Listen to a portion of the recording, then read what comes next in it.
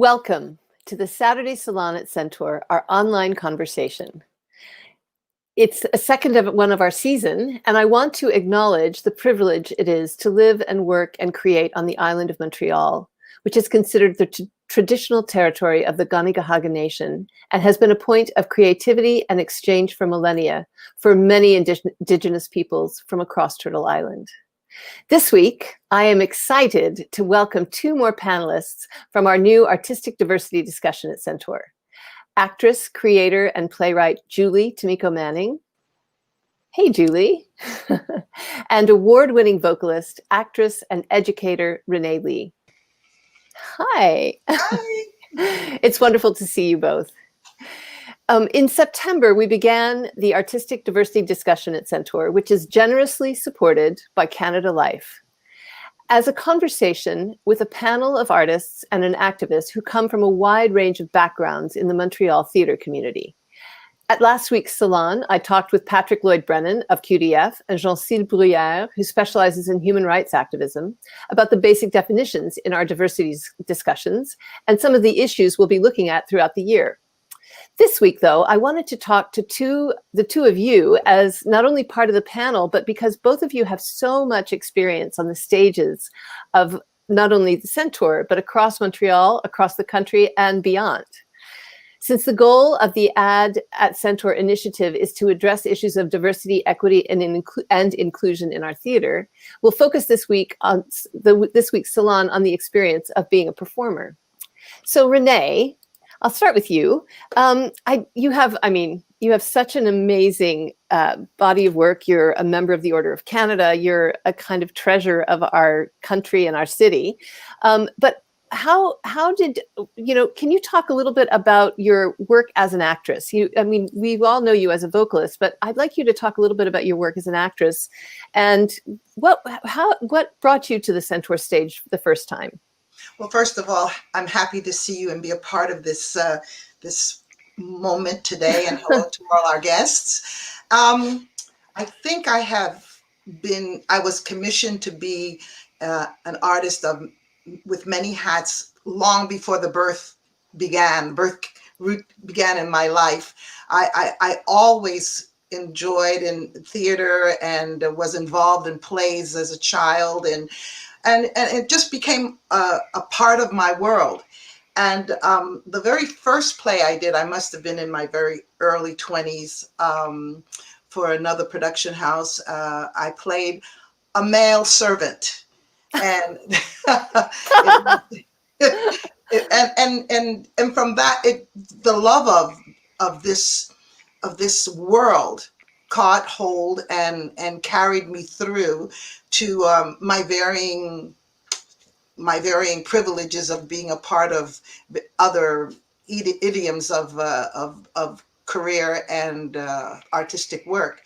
But having the challenge to become something other than who I am, and learn and explore and educate and give has always been the buoyancy of what I do and why I do it. And those experiences are monumental. They are what has made me grow as a human, and to really sort of perceive and understand the world as it is through many different visions, many different eyes. That's amazing. I think that's really interesting what you say, that it's given you the chance to broaden your experience of the world, to step into other people's shoes. And I love that idea. I know here at Centaur, you've done many things. I know there was a production of A Raisin in the Sun that you performed at Centaur. It wasn't a Centaur production, but you played the mother in that show, which is such a beautiful play. I love that play. Yes. But the play I'd like to talk a little bit about with you about is Intimate Apparel by Lynn Nottage. And you performed that, I think it was in, there it is, 2012. And it's really an amazing piece. And I love the fact that it's a play about Black women's lives written by a Black woman. And while you've said you've stepped into other people's shoes and clothes, what is it like? Is there something important about doing a play from the center of your own experience like that? Yes, it's something very, very important because it was period and a time that I hadn't existed in yet, although people have said I have, age-wise. But, but it also, it brought me to my ancestry, my mother's mother, the women that came before me and set the road on which I walk. And it broadened the experience of these women and the trails that they left in order to pursue their lives. And I see it unfolding. If I look back just on my own childhood experience, how my mother went through this identical escapades of life as according to the play. I would imagine my grandmother as well. So, you know, what changes always seems to stay the same in so many instances. And having that experience gave me a greater appreciation of a generation that I was that I took for granted, that I'm here and healthy, and I do what I do because I'm permitted to do what I do because of the groundwork of these women.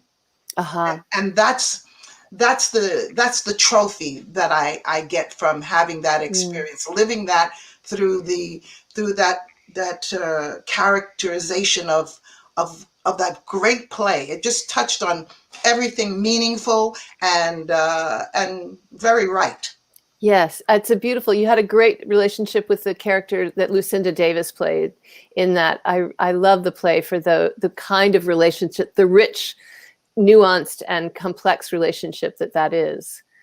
And she's a phenomenal actor. So it really broadened my experience of working with someone of that caliber, and her humanity is that much more as well. So that was a wonderful experience. It's fantastic. I love the idea of standing on the shoulders of the people who came before you. And you've also done a lot of work creating around the other singers, other vocalists from the past. Can you talk a little bit about your Billie Holiday show that you created? Yeah, I think a lot of, if acting isn't part of the world or the makeup of a particular person or an artist, vocalizing comes really, really close, because I teach with the understanding that when you sing a song, you're communicating a story based on someone else's ideas, but then you make them your own. And having stepped into the shoes of Billie Holiday, I could only surmise, I could only guess, but through the wonderful assistance of the directors that I've worked with, both in Toronto and here in Montreal with Roger Peace, who really brought me to the door of that piece. It's a world in which you travel that you wouldn't travel ordinarily, and that gives you such an understanding. I mean, if you occupy that person's existence and that person's persona, then you become that person, and you identify with the problems or the fuel or the wonderful experiences that these people will have. In Billie's case, there weren't many wonderful experiences, but she also set a precedence, and it's one that we use as an example as to how much, the depth of what you have to go through in order to go forward. That's amazing. That's an amazing thought. The depth of what you have to go through to go forward, and that's the power of bringing these stories to life and telling them again and putting them on stage. I think that's really, really wonderful. Julie, you have a lot of. We'll come back to that in a second because I want to talk about the show you're working on. But I wanted to ask Julie, you've been on stage here at Centaur quite a bit over the years. I mean, you when we had our panel discussion, and I presented you as a senior artist, and you were like, "What?" And I only meant that you have a rich set of experiences here on our stages, and So can you talk a little bit about some of the different roles that you've played at Centaur? Yeah, the first show that I did at Centaur, which was in the Centaur season, because I've also done some shows that were took place at the Centaur, at the venue Centaur, but it was different companies, and also in the Brave New Looks. The first show that I was in was called Innocence Lost, which was a documentary play. Oh, you have a picture. Yeah. It was a documentary play on Stephen Truscott, and I played his mother. There I am in my 50s garb and wig. And that was directed by Roy Surrett. And then I played Elena in Butcher, which is a play by Nicolas Billon, and that was also directed by Roy. I still have the shirt. I bought some of the costumes from that show.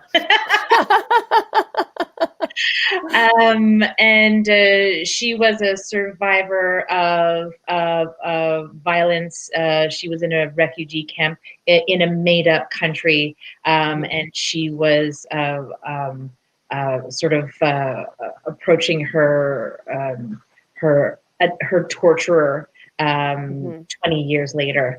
And then I was just in Paradise Lost, which was directed by Jackie Maxwell, written by Aaron Shields, and that is Sin, the devil, I guess, or the demon, Sin, with my son. I remember when I got to the age where I started playing mothers. I think Innocence Lost was probably the first show where someone was my son, and I was like, oh my God, they're like 25 years old.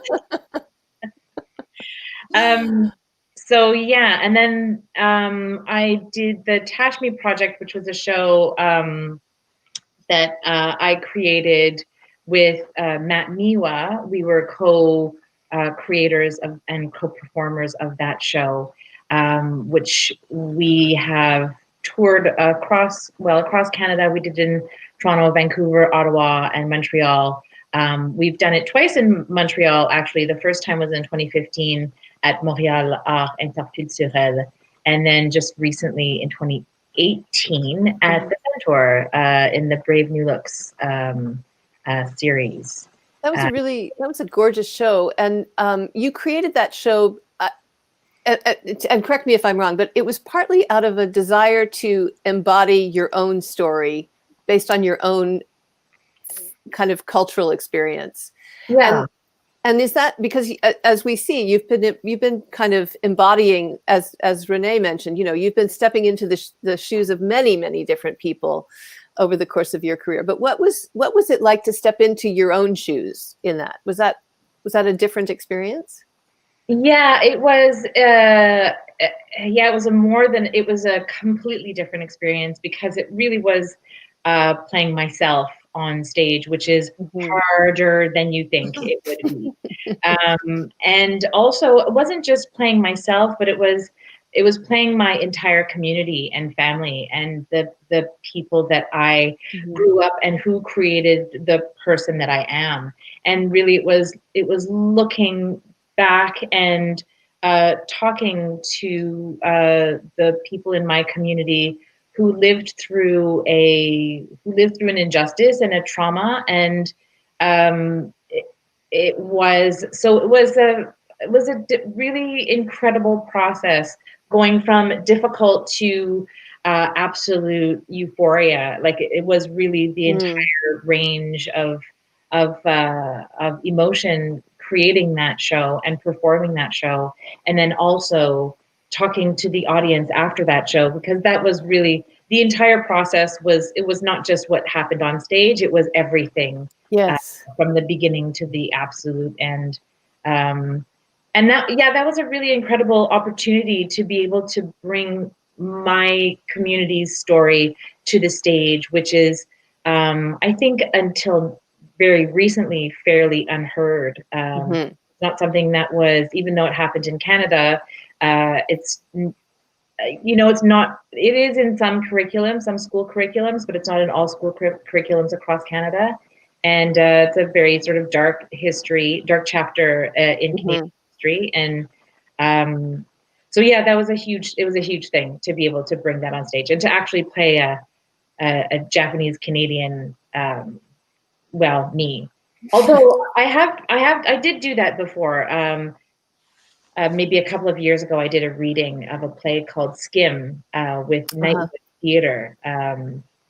It was written by Mariko Tamaki, and she's also half Japanese Canadian, like I am. So that was the very, very first time. But yeah. Fantastic. And I remember that opening night when you had the taiko drummers in the lobby. It was so thrilling to have that kind of music in the house. And on that, I'm gonna use that as, like Seth Meyers said, segue. I'm gonna to talk a little bit about the project that you've created, Ranee, that called Dark Diva. So can you talk a little bit about what inspired that creation for you, and a little bit about what it's about?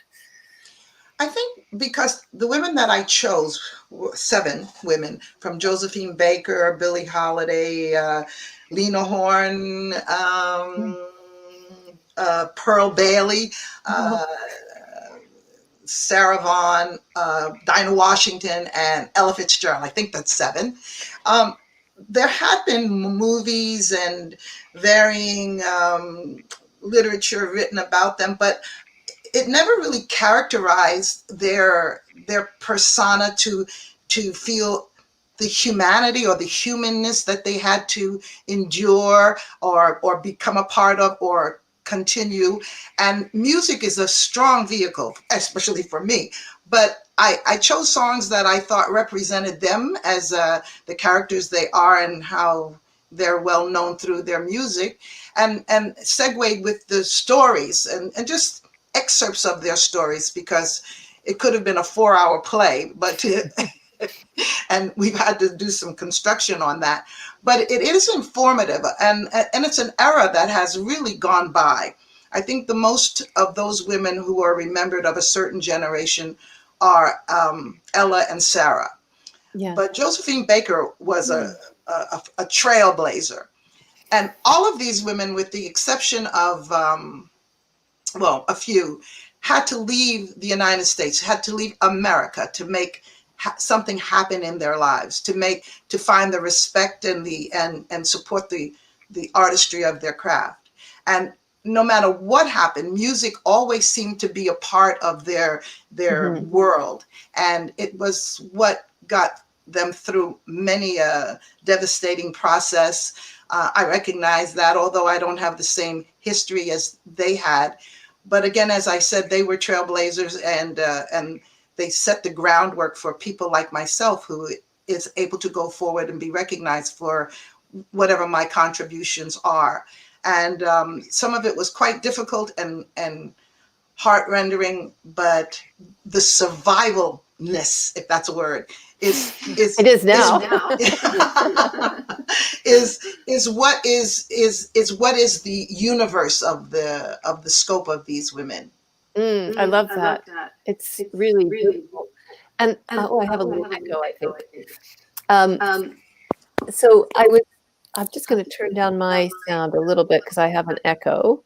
But I wondered if I guess you have this great opportunity to experience them through music. And I think we have a beautiful picture of you when you were here at Centaur for the gala and performing.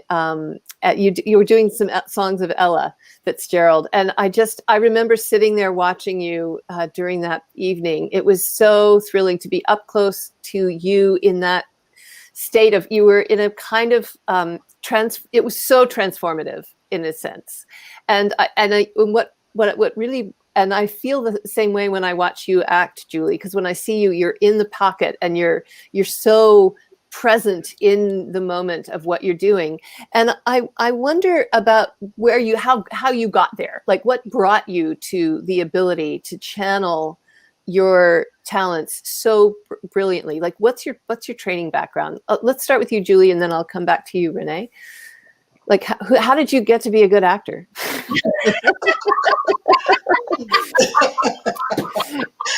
You have 20 seconds. Go.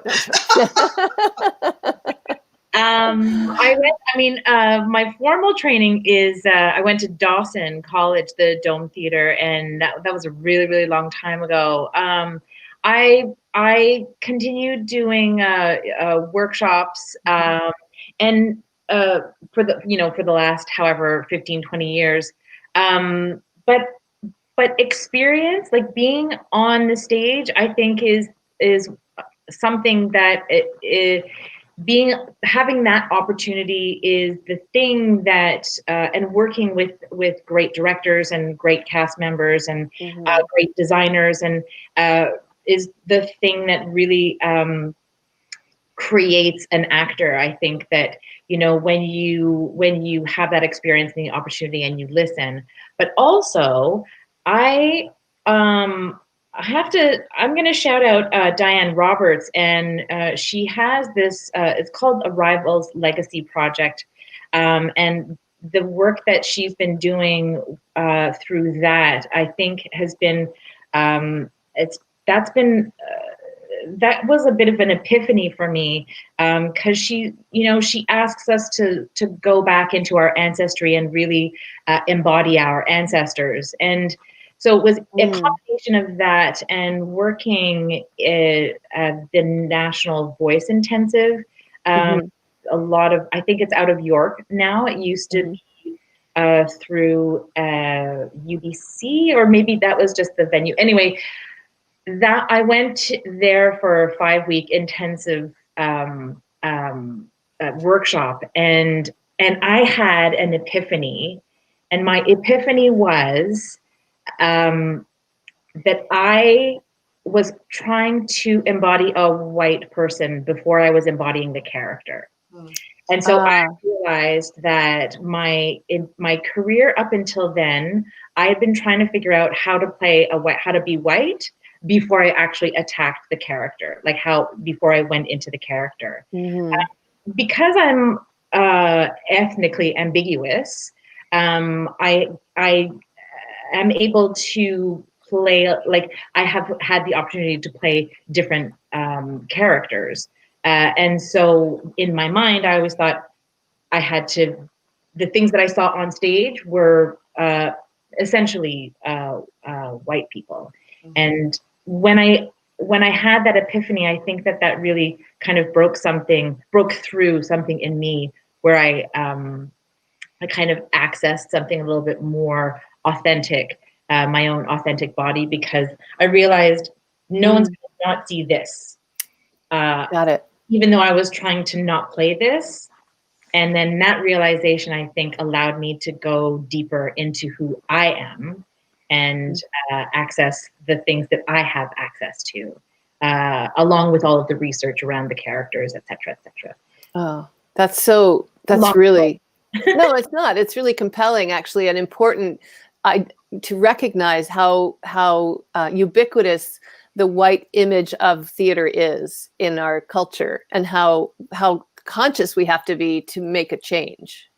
It takes real consciousness around that. For you, Ranee, what was your path to becoming an artist? Was it, as you say, you started as a child being in plays and playing a guy? So all of what Julie said, actually. But I think adding to that, and I'm sure it embodies what Julie has said, is that passion that, I think anything that you sort of go in search of, from whatever level of, or, position in life you want, there has to be a certain amount of sacrificial passion. And one of my mantras is make me believe, rather than make believe. Make me believe. So that when I'm embodying the character or the persona or the image of what I see in my head, I believe that I am that. I haven't had the opportunity to play any other ethnic races, but I don't know why, but I'm open. But the characters are so diverse. There's so much difference in the intimacy of one persona to the next, that it feels like I have embodied, you know, alien races or whatever the case may be. But the make me believe is not only for me, it's my commune with my audience, whether I'm singing or acting. That's brilliant. Make me believe. I'm going to use that. I'm just writing everything you're saying down. It's going to become my whole new. How long it cost you?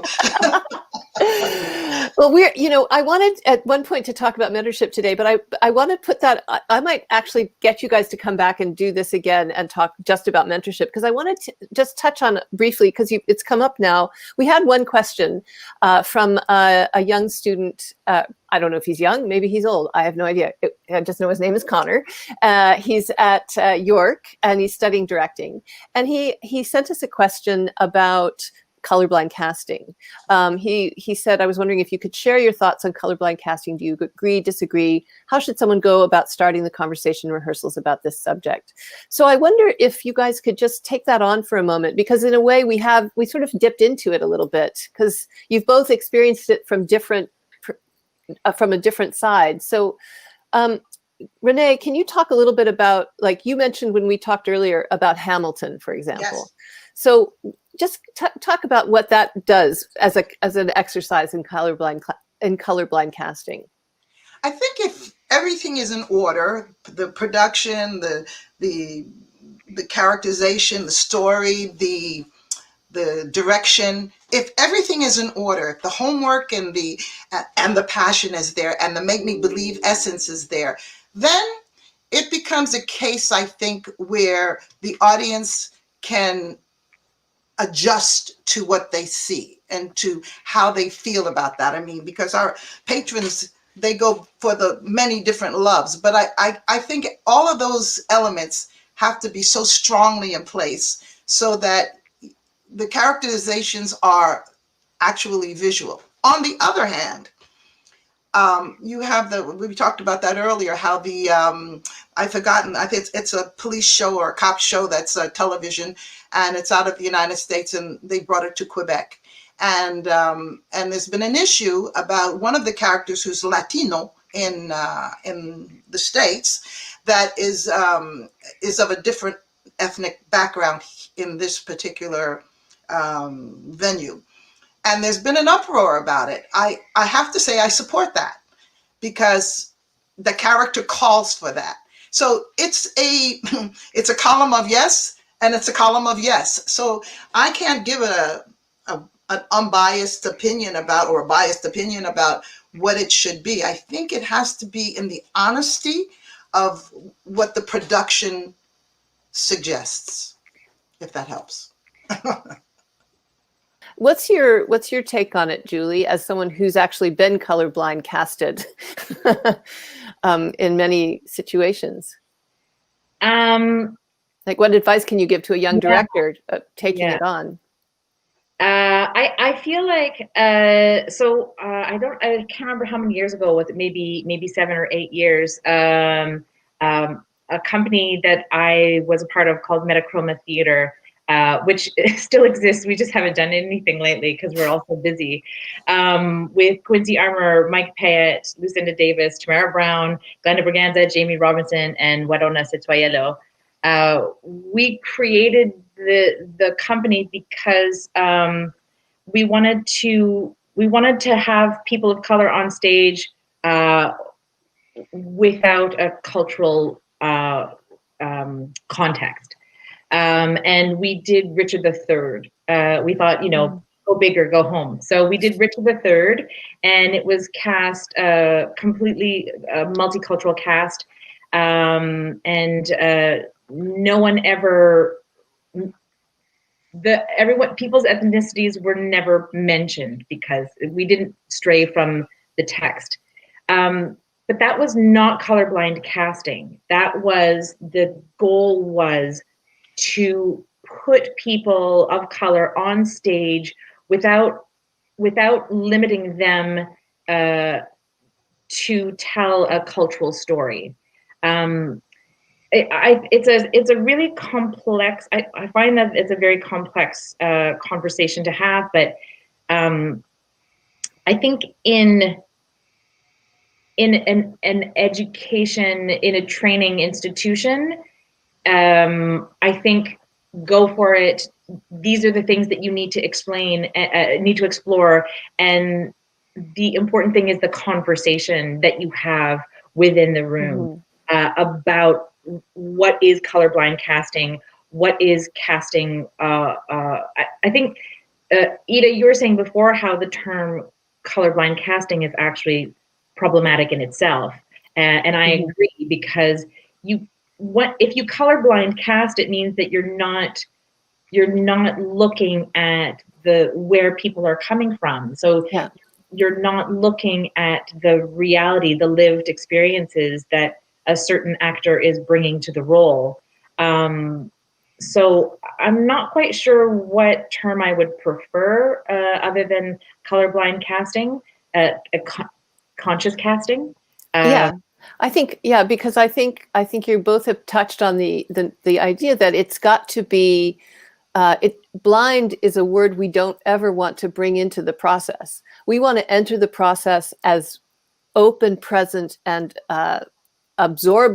able to absorb and channel into whatever the writer has provided as a conduit for the experience. And so I think the idea is to have it be the conversation, if that's where it's, because again, it, as Ranee said, yes and yes, there's contexts all the time to be parsed around. If we're going to change what the diversity on stage looks like, we're going to need to have a conversation about this over and over and over again in every single place we go to make, every project we go into.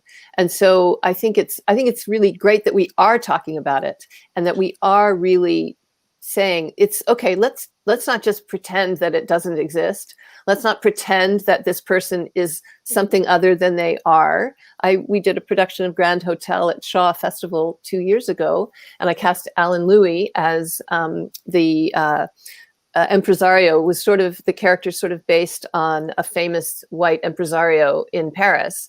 And Alan and he said, can we talk about this? And I said, absolutely. And he said, I found a Black impresario in Paris in this period.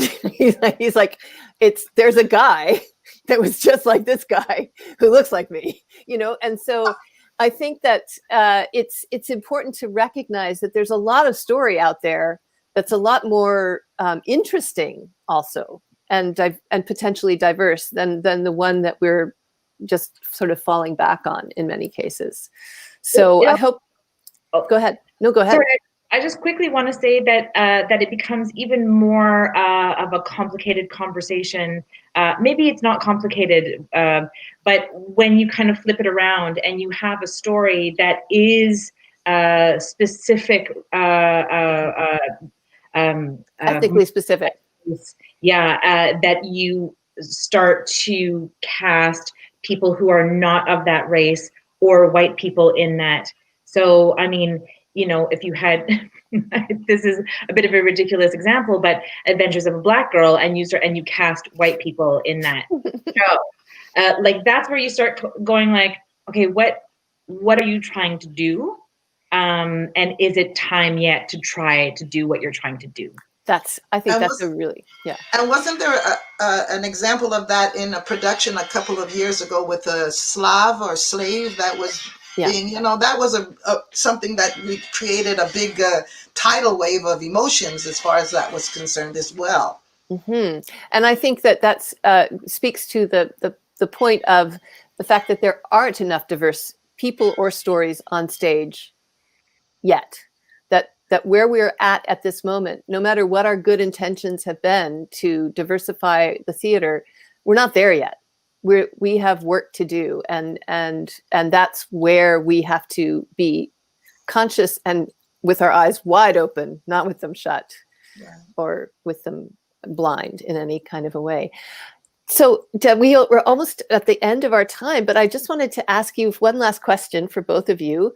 Part of the Centaur process is about how do we make the stage a more diverse, inclusive, and equitable place in our city and our country and in every way. So in this conversation that you're both engaged in with all of us, what are your hopes and dreams for artistic diversity at Centaur? Oh, you don't have any. Well, I prefaced our conversation by saying teaching and learning or experiencing that. I believe that Centaur, and with productions that sort of embodies that or encompasses this information more than just from the entertainment value, I pray and I hope that, well, first of all, there'll be more young people who are attracted to the, to the stage, to the roar of the grease paint, and to familiarize themselves with life's journey and how Centaur can be a strong component in making that happen, if that qualifies as an answer. I'd like to see the